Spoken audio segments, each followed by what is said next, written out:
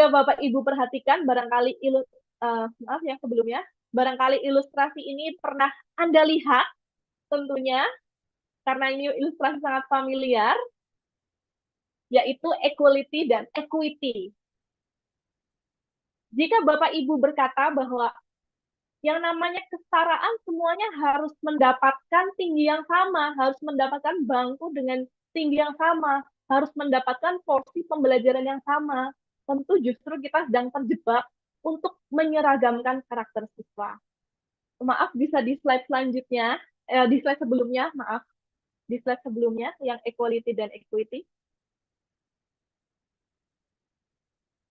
Ya, terima kasih.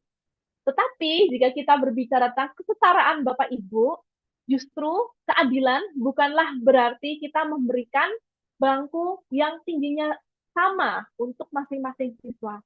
Ada siswa yang baju biru, dia memiliki postur yang lebih tinggi daripada siswa lain, tentunya dia tidak membutuhkan bangku itu ya Bapak Ibu untuk bisa menonton pertandingan baseball di lapangan. Untuk siswa berbaju merah, dia perlu satu buah bangku untuk bisa melihat pertandingan yang ada di lapangan baseball. Dan untuk siswa baju ungu, membutuhkan dua. Tentunya barangkali fenomena ini tidak hanya kita temukan di jajaran penonton pertandingan, tetapi justru di dalam kelas kita, Bapak Ibu. Manakah yang kita sajikan bagi siswa kita? Apakah yang sebelah kiri ataukah sebelah kanan?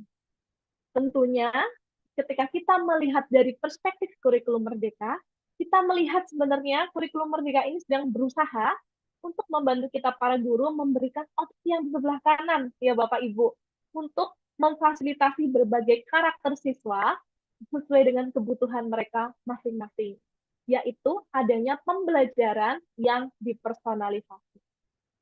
Baik, Bapak Ibu, semoga ilustrasi ini menjadi pengingat kita semuanya dan kita akan kemudian beralih ke slide selanjutnya, bahwa tentunya kita sebagai guru perlu mengembangkan keterampilan untuk bisa mendalami karakter siswa kita, Bapak Ibu.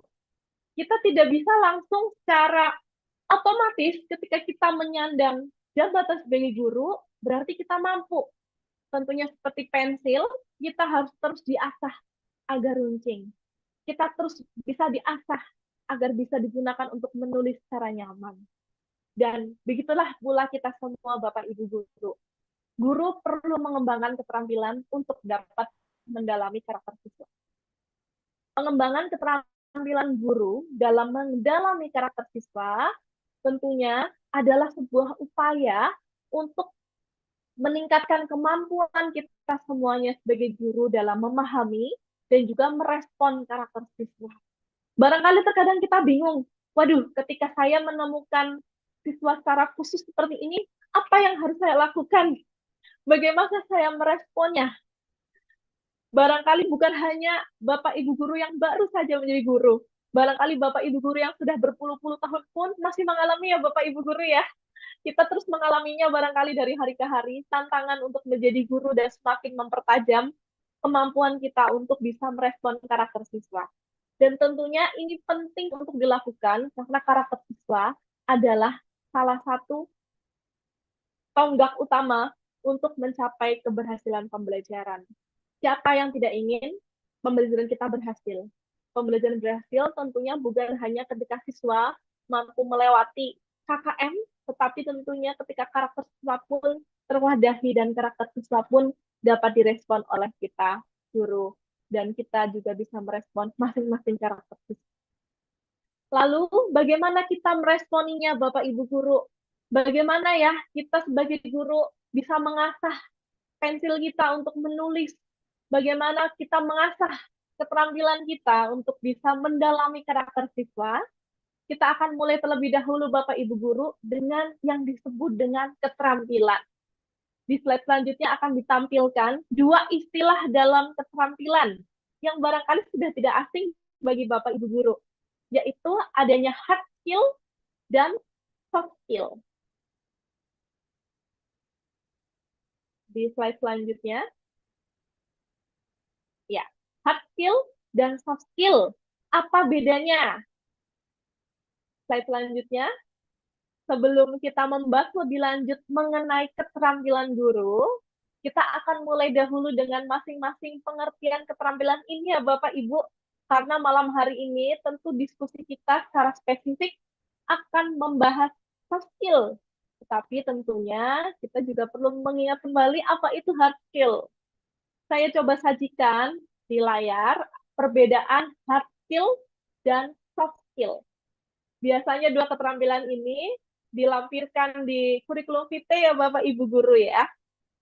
Saya akan mulai bahas dahulu dari poin yang pertama.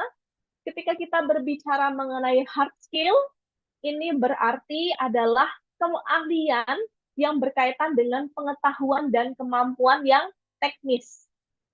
Tetapi ketika kita berbicara soft skill adalah keahlian yang berkaitan dengan kepribadian seseorang. Barangkali sudah mulai ingat kembali Bapak Ibu guru ya perbedaan soft skill dan hard skill. Jadi hard skill teknis, soft skill kepribadian.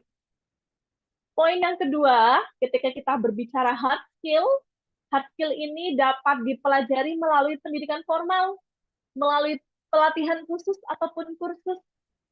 Contohnya Bapak Ibu guru mengikuti diklat hari ini, tentunya ini adalah harapannya sebagai bentuk pengembangan hard skill ketika Bapak Ibu guru dahulu mengambil studi S1, S2, maupun sudah ada yang doktor, PPG, dan lain sebagainya. Berikut adalah contoh hard skill. Ada pula barangkali yang mengambil kursus lain, itu juga adalah bentuk pengembangan diri hard skill. Lalu untuk soft skill, umumnya dipelajari melalui pengalaman, melalui observasi, dan interaksi sosial. Pada poin yang ketiga, ketika berbicara hard skill, tentunya hard skill ini penting untuk membantu kita semuanya dalam melaksanakan tugas-tugas pekerjaan kita. Tetapi ketika berbicara soft skill ini berperan penting dalam interaksi kita Bapak Ibu, dalam kita berkolaborasi, dalam kita memimpin. Misalnya apa? Secara umum, contohnya hard skill adalah penguasaan materi pembelajaran maupun penguasaan metode pembelajaran. Lalu untuk soft skill misalnya adalah komunikasi, kerja tim, kepemimpinan, berpikir kritis, dan pemecahan masalah